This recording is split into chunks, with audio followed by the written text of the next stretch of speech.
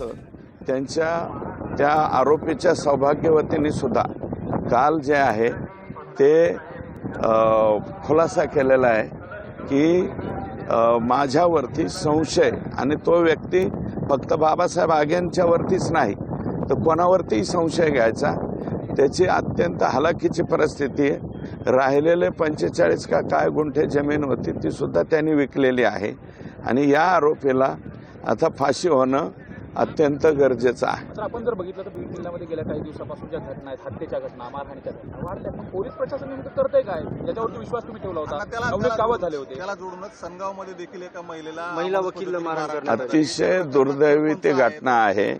काल दिवसभर मीडियाला ती घटना दाखवलेली आहे आणि इतकं चुकीच्या पद्धतीने एका महिलेला, तीही महिला वकील आहे, तिला एवढ्या चुकीच्या पद्धतीने मारहाण व्हायला नको होती आणि आमची जिल्हा पोलीस प्रशासनाला विनंती राहणार आहे की ते आरोपी लवकरात लवकर सापडले पाहिजेत। त्यांच्यावरती 326, 324 नुसार मला वाटतं गुन्हा दाखल झालेला आहे आणि थोडं पोलिसाचा धाक या जिल्ह्यामध्ये वाढण्याची आवश्यकता आहे असं माझं।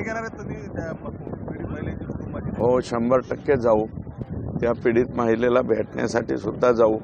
बाबासाहेब आगेंच्या कुटुंबियाला मी भेटून आलो, त्याच्याबद्दल पार्टी लेवलवरती सुद्धा वरती काय बोलायचं काय नाही आणि त्याच्या कुटुंबाची, कारण 10 बाय 10चं घर सुद्धा त्याला नाही आहे अशी एकंदरीत परिस्थिती आहे। काटसई पारगावमधील कुटुंबाला देखील अमानुष मारहाण झाली होती, आरोपी अद्यापही फरार आहेत। आज गावकऱ्यांचं शिष्टमंडळ आणि ते पीडित कुटुंबीय मुख्यमंत्र्यांची भेट घेणार आहेत। मी त्यांच्याबरोबर मी बी जातो, कोणाला ज्यांना मारलंय आणि अन्याय ज्याच्यावरती झाला त्याच्या बाजूने आपल्याला जावं लागेल।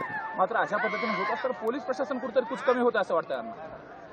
नाही, पोलीस प्रशासनाला सुधारण्यासाठी त्याचा धाक वाढला पाहिजे आणि सुधारण्यासाठी काही वेळ द्यावा लागेल असं मला वाटतं। ते SP जे आहेत त्याच्या बाबतीमध्ये चांगलं काम करतायत, परंतु काही ज्या दुर्दैवी घटना होत आहेत। नाशिकच्या काठेगल्लीतील हिंसाचार प्रकरणातील आरोपींना आज कोर्टात हजर केलं जात आहे। दर्गा अतिक्रमण कारवाई दरम्यान दगडफेक आणि हिंसाचाराची घटना घडली होती। या प्रकरणी पोलिसांनी 37 संशयित आरोपींना अटक केली असून त्यांना आज नाशिकच्या कोर्टामध्ये एकत्रित हजर केलं जाणार आहे।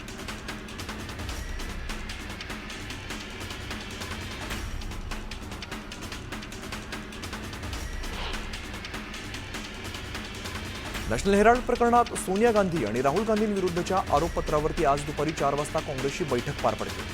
आरोपपत्राविरुद्धच्या निषेध आणि पुढील रणनीतीवरती या बैठकीमध्ये चर्चा होणार आहे। पुरंदर विमानतळासाठी सुरुवातीला ड्रोनने सर्वेक्षण होणार आहे। 9 मे रोजी या ड्रोन सर्वेक्षणाला सुरुवात होणार आहे। विमानतळासाठी शेतकऱ्यांनी जमीन देण्यास नकार दिलाय। दरम्यान या सर्वेक्षणानंतर जिरायती आणि बागायती क्षेत्र किती आहे हे स्पष्ट होणार आहे।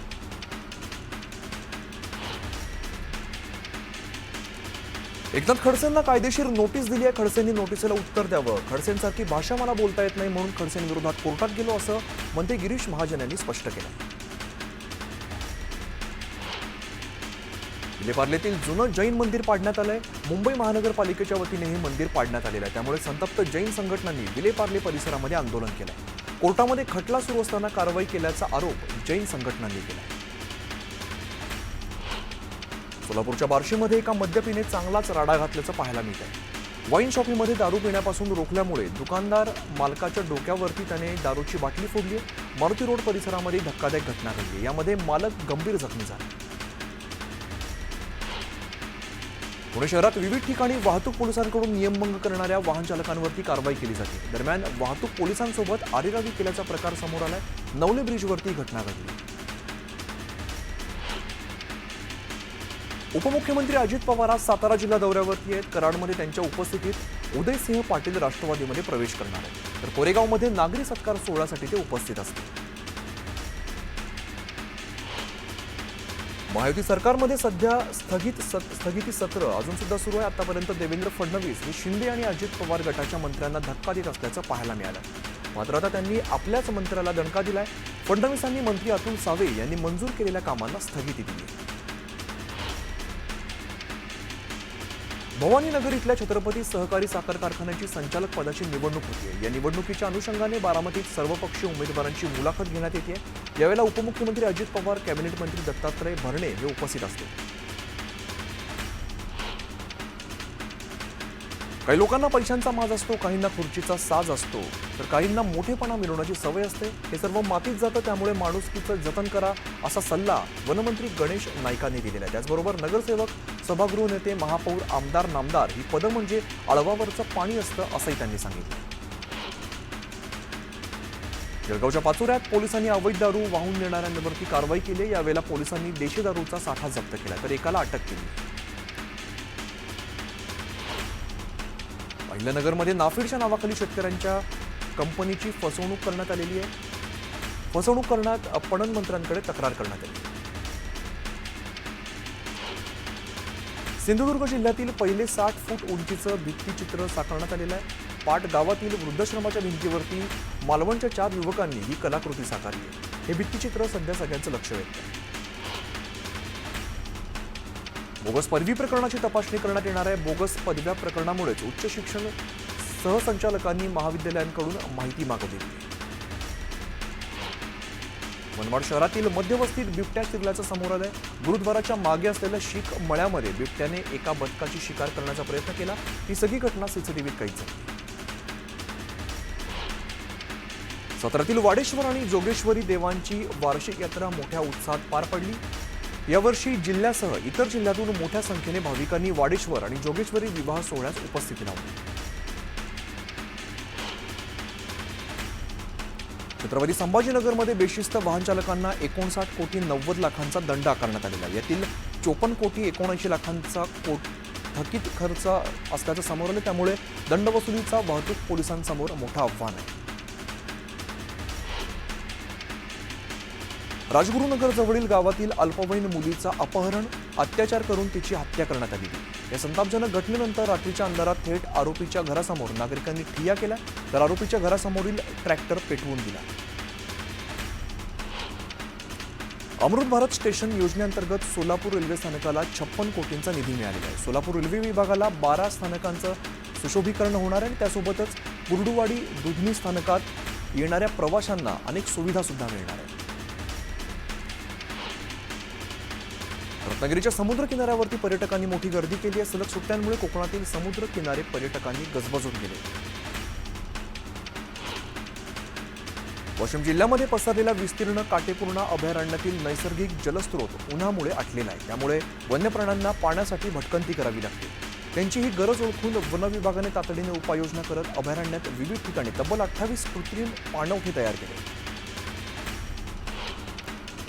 जळगावातील पाटबंधारे विभागाच्या कार्यालयात तब्बल 15 दिवसांपासून जलवाहिनी फुटली, त्यामुळे हजारो लिटर पाण्याची नासाडी होती। पाण्याची नासाडी होत असल्यामुळे पाटबंधारे विभागाच्या कारभारावरती प्रश्नचिन्ह उपस्थित केलं जात आहे। अलिबागच्या मानीफाटा राडा प्रकरणात पोलिसांनी 150 जणांवरती गुन्हा दाखल केलाय। अपघातात 2 जणांच्या मृत्यूनंतर राडा झाला होता।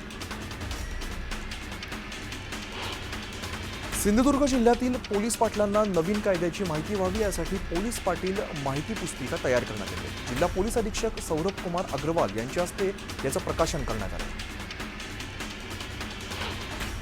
राजकारणात सर्वसामान्य माणूस प्रवेश करत नाही। राजकारण मोठं अवघड क्षेत्र आहे, परंतु राजकारणामध्ये आमदार समाधान अवताडेंसारखा अनुभवी माणूस असल्यास राजकारण अवघड नाही। मी राजकारणात येण्यामागे आमदार समाधान अवताडे यांचा मोठा वाटा असल्याचं माजी क्रिकेटर केदार जाधव म्हणाले। श्रीगोंद्यातील शेख मोहम्मद बाबा ट्रस्ट मंदिराच्या जीर्णोद्धार प्रकरणाचा वाद अद्याप थांबलेला नाहीये। सलग तिसऱ्या दिवशी श्रीगोंदा शहर बंद ठेवण्यात आलंय। नागरिकांनी संयम राखण्याचं आवाहन स्थानिक नेत्यांनी आणि पोलीस प्रशासनानं केलं। राज्यात उष्णतेच्या लाटेने हाहाकार निर्माण केलाय। येत्या 48 तासांपासून राज्यात उष्णतेची लाट सक्रिय झालेली आहे। लाटेचा मुक्काम आणखी 5 दिवसांनी वाढलाय, त्यामुळे ही लाट 25 एप्रिलच्या पुढे कायम राहण्याची शक्यता वर्तवली जाते। पुणे शहर आणि परिसरात उन्हाच्या झळा वाढलेल्या असून तापमानाचा पारा 42.1 अंश सेल्सिअस पर्यंत पोहोचला आहे। पुढील 3 ते 4 दिवस कमाल तापमान 40 ते 42 अंश सेल्सिअस राहणार आहे। 22 एप्रिल नंतर तापमानात किंचित घट होण्याची शक्यता हवामान विभागाने वर्तवली आहे। राज्यात हमीभावाने खरेदी करण्यात आलेल्या सोयाबीन खरेदीत झालेल्या गोंधळानंतर आता यात आणखीन सुधारणा करण्यासाठी सर्वाधिक खरेदी आणि साठवणूक करणाऱ्या मध्य प्रदेश, छत्तीसगड या राज्यांचा पॅटर्न अभ्यासला जाणार आहे. खरेदी करण्याबाबतची तपासणीसाठी एका समितीची स्थापना करण्यात आलेली असून 15 मे पर्यंत अहवाल सादर करण्यात येणार आहे.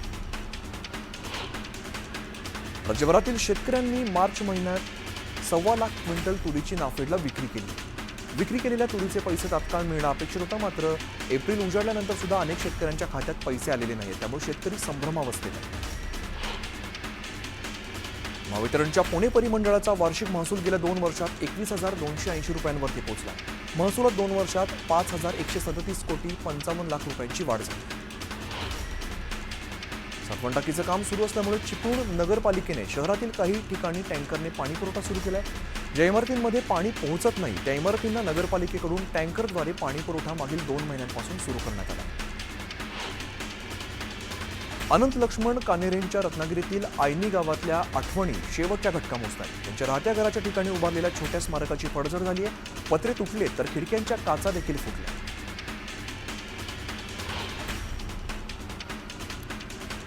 चिपळूण गुहागर महामार्गावरती कचरा फेकला जातो, त्यामुळे बस, दुचाकी आणि खासगी वाहनांनी प्रवास करणाऱ्यांना नाक दाबून प्रवास करावा लागतो. स्थानिक प्रशासन आणि ग्रामपंचायतीच्या दुर्लक्षित भूमिकेमुळे हा कचरा डेपो दिवसेंदिवस वाढत चाललाय. त्यामुळे प्रवाशांना त्रास सहन करावा लागतोय. जागतिक कीर्तीचे प्रसिद्ध रांगोळीकार आदम अली मुजावर यांच्या रांगोळीची लंडन बुक ऑफ रेकॉर्डमध्ये नोंद झाली. 2016 मध्ये रांगोळीकार आदम अली मुजावर यांनी मुंबईमध्ये बाळासाहेब ठाकरे यांना वाढदिवसाच्या निमित्ताने शुभेच्छा देण्यासाठी तब्बल 6,500 स्क्वेअर फुटाची बाळासाहेब ठाकरेंचीच प्रतिमा साकारली. सांगलीच्या आटपाडी तालुक्यात झरे या ठिकाणी 1.5 एकरवरील आंब्याची बाग आणि फळबाग जळून खाक झाली. आगीमध्ये शिवाजी खैरमोडे या शेतकऱ्याचं लाखोंचं नुकसान झालं. नाशिकच्या काळाराम मंदिरातील मूर्तीपूजेसाठी तिथल्या पुजाऱ्यांना दर महिन्याला रोख पैसे दिले जातील अशी हमी मंदिर विश्वस्तांनी उच्च न्यायालयामध्ये दिलेली आहे. तर पुजाऱ्यांना दर महिन्याला 21,000 रुपये दिले जातील असा ठराव 14 एप्रिल 2025 रोजी मंजूर करण्यात आला. सातारा जिल्ह्यात पाण्याची समस्या निर्माण झाली, त्यामुळे 45 गावांना आणि 298 वाड्यांना टँकरने पाणी पुरवठा केला जातो. दरम्यान येत्या काही दिवसांमध्ये पाणी टंचाईची समस्या आणखीन वाढणार असल्यामुळे नागरिकांमध्ये चिंतेचं वातावरण आहे.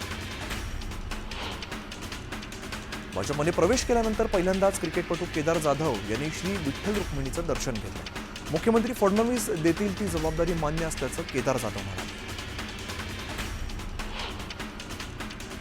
कराडच्या शासकीय उपजिल्हा रुग्णालयात सर्जनसह स्पेशालिटी डॉक्टरांची पदं रिक्त आहेत. अशातच कराड दक्षिणचे आमदार डॉक्टर अतुल भोसले यांनी शासकीय उपजिल्हा रुग्णालयाला भेट देऊन पाहणी केली. तसंच शासनाच्या माध्यमातून लवकरात लवकर रिक्त पदं भरली जातील यासाठी प्रयत्न करणार असल्याचे त्यांनी सांगितले. कोल्हापूर जिल्ह्यात नव्याने 8 बाजार समित्यांची निर्मिती केली जाणार आहे. मुख्यमंत्री बाजार समिती योजनेतून हा निर्णय घेण्यात आला. पणन विभागाने शासन आदेश काढत ही माहिती दिली.